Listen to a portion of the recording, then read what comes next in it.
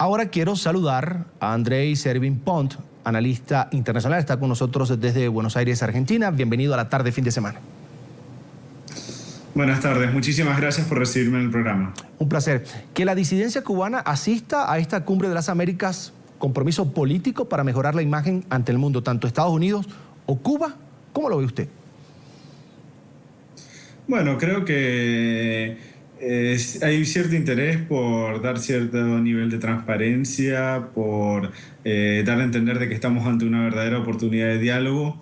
Y las partes involucradas, desde Estados Unidos, sea Cuba, sean los países de la región, están apostando a esto, a que realmente tengamos una oportunidad para una reapertura de diálogo en la región entre partes que históricamente han estado, o por en el menor de los casos, situaciones de tensiones diplomáticas o situaciones sumamente conflictivas. Entonces es una oportunidad y es una apertura para este diálogo. Nos decía el señor Cuesta que al final del camino, pues los cubanos deben resolver sus asuntos internamente y pues no se ve un avance mayor tras estas conversaciones entre Estados Unidos y Cuba. Pues sigue la represión, sigue pues oprimiendo el régimen de los Castro la libertad de expresión en Cuba. Bueno, cuando vemos el tema de la reapertura de las relaciones entre Cuba y Estados Unidos, tenemos que tomar en consideración cuáles son los factores que influyen a ambas partes para tomar esta iniciativa.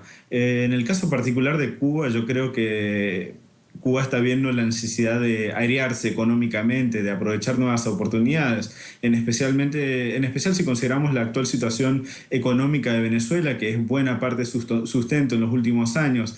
Entonces las motivaciones por parte de Cuba no necesariamente responden a cambios internos dentro, aunque obviamente estos mismos influyen, pero también tienen que ver con variantes dentro del contexto internacional que le hacen favorable este cambio. Está claro que muchos de los cambios que se exigen o que se esperan por parte de Cuba son importantes y sobre todo lo que tiene que ver con materia de derechos humanos, pero no necesariamente son los ejes propulsores detrás de estas iniciativas entre el gobierno de Cuba y el gobierno de Estados Unidos.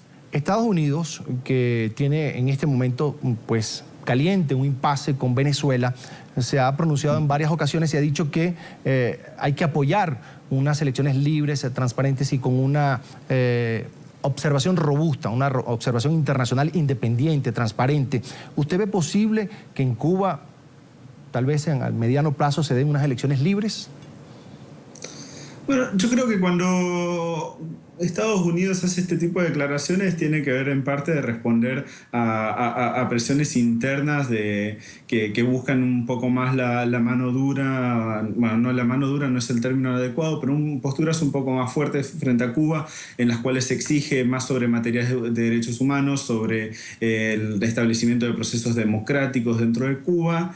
Pero no necesariamente son excluyentes para la continuidad de un diálogo en otras materias. Entonces tenemos que ser un poco cuidadosos a la hora de interpretar estos pedidos por parte del Departamento de Estado norteamericano.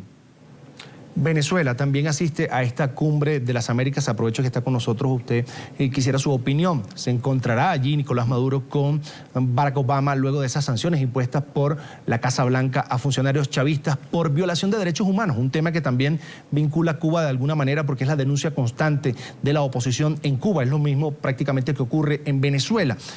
Esta reacción que ha tenido el gobierno venezolano de victimizarse ante estas sanciones que el Departamento de Estado pues defiende porque están basadas en una investigación seria, como lo dice el Departamento de Estado, pues tal vez no sirva también como para victimizarse, lavarse la imagen, en este caso el gobierno venezolano, ante esas denuncias de Estados Unidos, un foro como este donde Venezuela tiene varios aliados.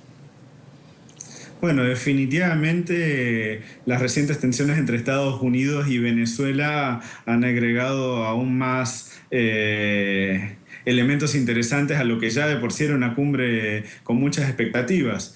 Creo que tenemos que considerar, por un lado, ¿qué significa esta postura de Obama hacia Venezuela, las sanciones hacia los funcionarios? Por un lado muestra un renovado interés de Estados Unidos en América Latina, que apunta a recuperar su rol y su presencia después de muchos años de ausencia dentro del Departamento de Estado norteamericano, que realmente ignoró a la región, y justamente fue un periodo de florecimiento de estos grupos, de estos gobiernos de izquierda en la región y de mecanismos regionales de integración que excluían específicamente a los Estados Unidos. Hay mucha incógnita sobre cuál va a ser realmente la postura venezolana durante la cumbre. Yo estoy confiado hasta cierto punto de que los cubanos y los norteamericanos van a tratar de evitar algún tipo de sabotaje por parte de Venezuela, pero obviamente esto es una opinión personal sobre cuál es el rol que puede llegar a tener. Creo que también presenta una oportunidad para las tres partes de mostrarse como conciliadores, como que están buscando el diálogo, y esto es algo que está en el interés de todo. Por un lado, porque para Maduro es poco sostenible un diálogo de confrontación justamente cuando está en medio de una crisis, y ya ha mostrado señales de querer volver al diálogo con Estados Unidos. Ha hecho declaraciones recientemente llamando al diálogo con Estados Unidos. Cuba, como mencioné previamente, tiene intereses en materia económica. La apertura sería muy beneficiosa para la economía de la isla.